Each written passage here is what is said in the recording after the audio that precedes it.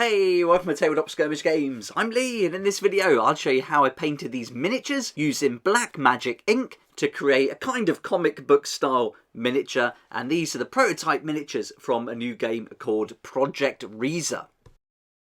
I recently put out a video where I went through all the miniatures that are going to be featured in the game, gave you a close-up look, also went through an overview of it, and because these are prototype miniatures, it's quite a lot of flat, smooth areas to work with.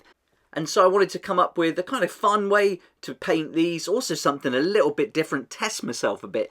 I'm on a mission at the moment to improve my painting, so I thought this would be a good way to do it. I'm kind of playing around with this layering technique now and trying to develop my own style, but I just didn't think that would work with these miniatures, especially because you play them in the book. So I wanted to paint these miniatures up in a way that would reflect that. So I thought nice, crisp black lines and then just fill it with solid colour.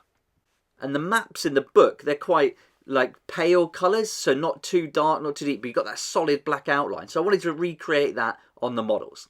So let's get started then, and for the example for this video, I'll use this guy. This is the Alpha. And I put a vote out, and Carl was actually voted for this, and I did paint him first, but didn't come out quite as I wanted. So I thought for this video, I would do the one that came second, which was Alpha, but I'll also give you a good look at Carl later on, and also go through some mistakes I've made, things I've learned. So if you wanted to try this for yourself, hopefully this video will help, and you can learn from my mistakes. But I think I've got the technique right for this guy Alpha, so let's get started. And first up, I primed him with white paint. You can use any good primer. Then I went for 2 thin coats of white star paint, and so I just put a little bit of water in with the paint, mixed it in my wet palette, and then went over it, let the coat completely dry, and then gave it a second coat, let that really dry as well, and then you'll move on. And this is what it looks like when those coats are done. So nice solid white now, and that's our base. Then I took some of this Higgins Black Magic waterproof ink. I'll put a link down below for this. And I went for a size 0 brush. It's not too small, this one. This is going to really help to block in some of the colour. Now I'm looking for all the areas with the darkest shadow. So I'm kind of flipping the model up and picking the solid sections underneath. So these are the areas I want to be solid black. And I'm taking my time here. This is really good practice actually doing this, because you have to be really steady. When you've got this black ink and you're going over the white paint, any little mistake is going to show up. So I've learned a load from doing these 3 miniatures, and I've really got the hang of getting some neater brush strokes by the end of it. But you'll see a few that are a little bit wiggly as we go for sure. I've got a long way to go and improve on this, but it's a fun technique. I definitely recommend giving it a go. It's fun to try something different. And also, don't let anyone try and tell you exactly how to do it. You can paint your miniatures however you like. It's meant to be fun. It's a hobby. It's your hobby, and you want to try something new, maybe use something in a completely different way, then just go for it. I mean, the worst thing can happen is it doesn't look right, and you just strip the paint off or prime it again. But here we are back on the model, and you can see I've done all that solid colour underneath now. So where the coat was open, that's where all the shadow's going to be. And then I'm going to a smaller brush. You can see here quite a bit smaller. I'm going to try and pick out some of the lines and try and get these a little bit thinner. I don't want them to be quite as heavy. And now I'm just going to outline everything. So any little part of the model that's got any kind of relief there, I'm really taking my time and just outlining every single part.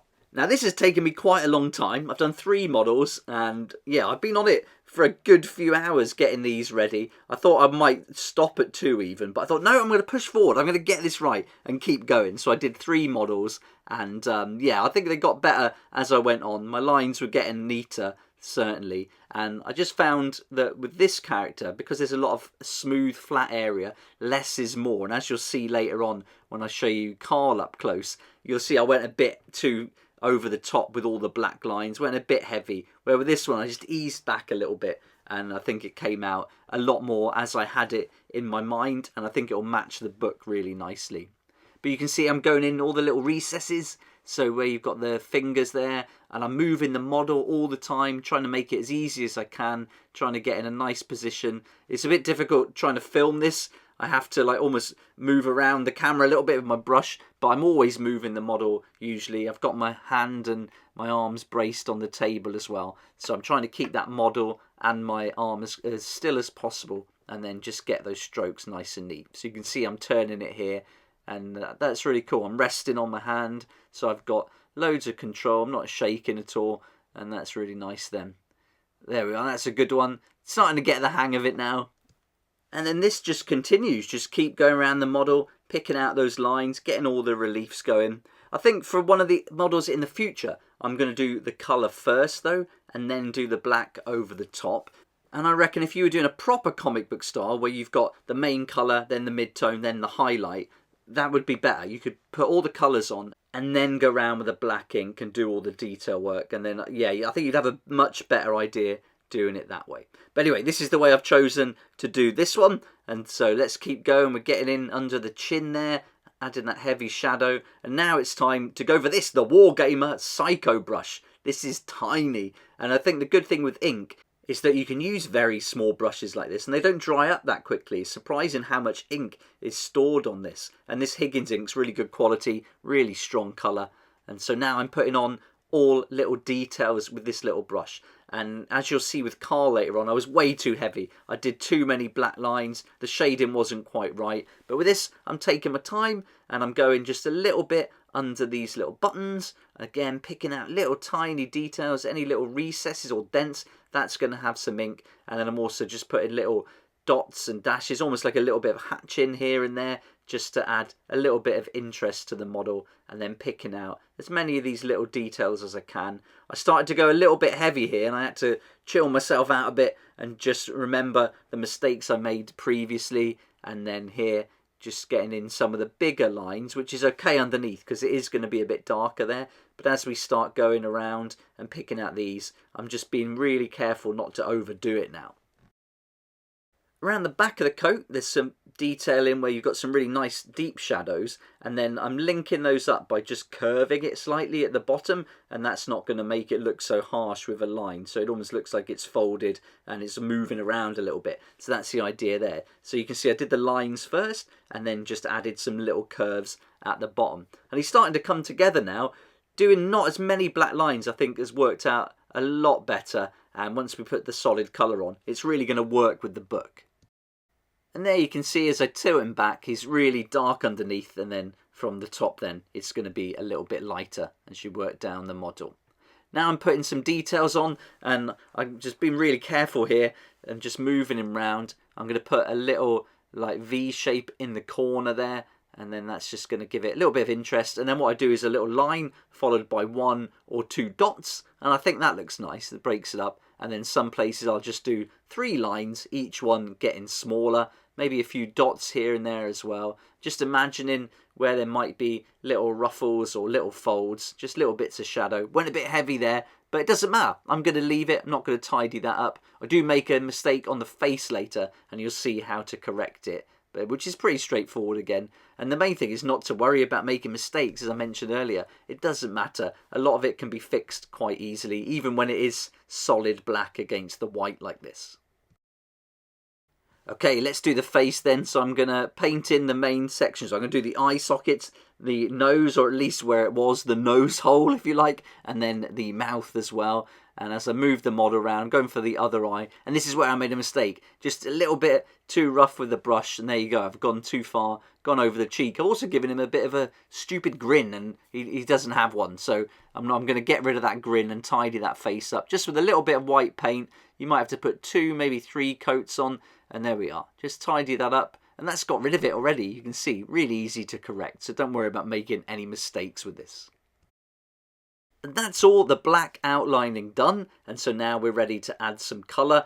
I've held back here, tried to be quite subtle, really am just looking for an outline. I'm not worrying about putting too much shading in or too much cross hatching or anything like that. Just trying to keep it nice and bold so we can put flat colour on and again make it work with a book. That's the whole point of doing the model in this way.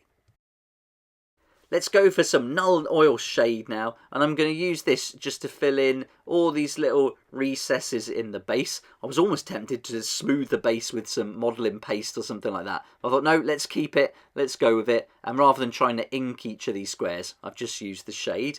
And I'm going to use some Technical Storm Shield now. Once all of that ink is dry, I'm just going to go over the whole model and give it a coat of this. I found when I did the other models, this ink, although it's waterproof, once I started putting on the contrast paints, some of them would actually smudge it even though it was dry. So I figured a bit of Storm Shield, carefully put on. This can smudge it a little bit too if you're not careful. So I'm almost like dabbing it all over, trying not to do like brush strokes as such across it. I don't want to ruin any of that solid colour. And doing this Storm Shield made it work really nicely when I added the colour. I didn't have to worry about any of that black ink smudging. So that was really good.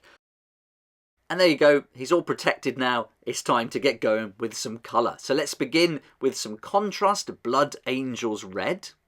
And we're going to use this just on the armband. Now with this contrast paint, I'm hardly putting any on my brush. I just want a very thin coat. And with all these contrast paints now that I'll be using, I'm going for either 2 or even sometimes 3 coats of it. So I want to go nice and thin. You've got to be quite quick here. Make sure you've got a bigger brush. So I've gone back to that larger brush that I used in the beginning. And I'm trying to get this on quite quickly so that it doesn't stain in between the different strokes. And I'm doing one even coat all over the section. So there you can see it's quite pale, quite see-through. You're seeing some of the white coming through. So we'll let that dry. We'll do another colour while we're waiting. This time Contrast Skeleton Horde. And this is just going to be for the hand. And we're also going to use it on the face as well. And once this dried, I'll put another coat over it. So every paint I'm doing 2 or 3 coats. So just get it on there. Not too much on the brush again. Just trying to add that colour as if it was a felt tip pen really. Next, Contrast Space Wolves Grey. We're using this a lot in the video, and I'm just picking out one section at a time and then making sure I've got enough paint on my brush. You can see that this isn't very strong at all. There's hardly any on there, but I just want to give it even coats. Then Contrast Griff Charger Grey, and this is going to go on the metal arm that he's got here on his left arm. And then again, one thin coat all over this. And this one, I actually only did 1 coat of the contrast paint, and then I did a little bit of highlighting later on. Now we can go back to the Contrast Blood Angels Red and give our second coat to the armband, and you'll see in a moment this really makes it nice and solid. But the good thing with the contrast paints, if you go over the black lines there, they still shine through, and so that's great. So that's nice and solid now. That's exactly what I was looking for. And now on to Contrast Space Wolves Grey again, and I'll do a second coat over all the areas of the like shirt and the trousers, and now we're going to start to really bring that colour out. It's just a case of being patient, layering it up, letting it dry, giving it another coat until you're happy. Now a dark contrast Leviathan Blue, and be careful with this because this can really stain, especially if you put a little bit too much paint on your brush. So I've hardly got any. Again, I want it to be like the consistency, if you like, of a felt tip pen when it's going on. And I'm picking out sections and trying to do that section all the way around the boot so we don't get any staining, and just working quite fast. And then we'll do another coat over this later, but we're going to do a different colour over this, and that's going to work out really nicely. Then go for the cap as well. That's going to be the same blue. Get the peak of the cap, and then we'll go all over the top as well in nice even strokes and trying to give it one solid coat all over. Next we've got Contrast Basilicanum Grey, and once that Leviathan Blue is completely dry, I'm going all over the boots and the hat that we painted, or the sections of the hat that we did earlier, and giving that a coat. And that's going to give us a nice dark grey, but it's have a bit of a blue tint to it, which I think is really nice. And then we'll add that to the cap as well, the top, and to the peak. Then we're going to go back to Contrast Space Wolves Grey, and I thought I'd use this on the coat as well. I was considering doing just Basilicanum Grey, but I want to go with like a blue. I was looking at different cartoon styles for greys, and they were using blue a lot. But this is really important to have enough on the brush that you can do the whole section without having to go in and out of the paint pot, and then you shouldn't get any staining. I'm also going to go all around the hat as well, the part that we hadn't painted yet, and then make sure all that coat is covered as well. Then Contrast Basilicanum Grey again, because we forgot to do the pistol, so I'll give that a coat, and I'm going to leave that little bit that would be metallic just poking through. We'll add a little bit of the Griff Charger Grey later on. Now Contrast Agorist Dunes, and we're going to go all over this grid at the bottom, and I'm not worrying if any of this goes in the little holes that we've painted already. It doesn't matter, that black from the Nuln Oil is going to overtake that anyway, and so just give that one coat all over. Then we'll take some brilliant technical paint. This is Tesseract Glow. This is going to look awesome, and this will go in there in all these little channels, so we've got some slime running through it. Makes me think of the Ninja Turtles, this, but they've got to have some slime in there. That's going to work really nicely with the whole theme of this game for sure. So get that in there, and then we'll just give that one coat. That's all we need to do with that. Then I'm going to take that contrast Space Wolves grey again, and once that coat was dry, I'm going to give it another coat all over. So just work through, and you can see that that really does help to darken it up. Just that second coat makes a massive difference, and we'll put a third coat on it later on, which will make a bigger difference again. Now I've taken some Corax white. I didn't take a video of the paint, but this is like a grey white. I'm just putting little tiny highlights. I don't even think the camera's picking it up. I've got that Psycho brush again, which I think is awesome. But here I'm just putting little lines, it going in the same direction, and then that's going to give a little highlight and try and sell the idea that it's a little bit metallic. And we're back to the contrast Space Wolves grey again for the third coat over the coat, and this is really going to darken it up now, and then this will make a big difference between the metal arm and the coat itself. You can see I've just done the sleeves, and that's really nice and bold now, so that's more what I was looking for. It's just a case of being patient, getting it on there, and then while I've got that out, I'm going to give a coat all over this grid too, and then that's going to be really dirty, almost rusty, grimy look, and I think that really suits it. So that mix of the Agarus dunes and then this grey blue over the top works nicely. Then the final paint, base Abaddon black, and then we'll paint the rim, and I'll give this 2 coats, let the first one dry completely, go over it with a second, and then we're all done. And there he is, there's the Alpha all painted up and ready to go, so we can get this on the table, get him in action now. And this is how I kind of had it in my mind. This is what I was looking for. Nice black lines, solid colour, and then that should hopefully match the art style of the book itself. And here you can see him standing in the book, and this is how you would play the game as well, as you actually play it on the maps in the book like a choose your own adventure style game. Here you can see all 3 models that I've painted up, and they do look quite different. With Carl I went way over the top with all the black and just too many hatching, too many lines, too much shadow. I just went too far. I almost forgot the whole point of this, which was to try and match the simple colours of the book, and I went a little bit too far. Still, he's cool though. I'm still happy with him. He's going to be great fun to play.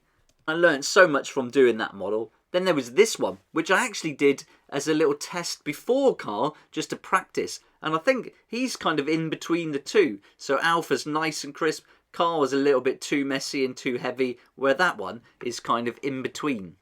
I quite like this one. I was happy with how this one turned out as well. So him alongside the Alpha, they look really cool together. And here's the Alpha again. And I think this will be the one that I'll use as my test piece going forward. So that'll be the one I'll refer to. And you can see the difference of them all lined up. The one in the middle, definitely those colours are coming through more bold. Whereas Carl on the right, you can see on the back, way too heavy with the black inking. And it's a massive difference.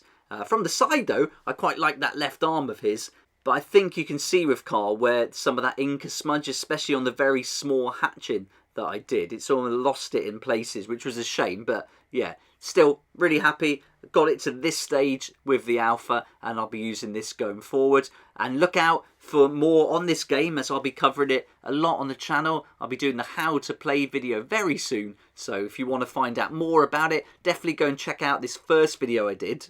That's an overview of the series, and then also I did another video where I did a deep dive on the miniatures, and I'll be covering Escape from Stalingrad Z, Project Riese, Arena Battles 1 and Gates of Niflheim, all on the channel, so lots to look forward to. If you're into solo games, then this is the one for you, and I hope you've been enjoying the series so far if you have been watching.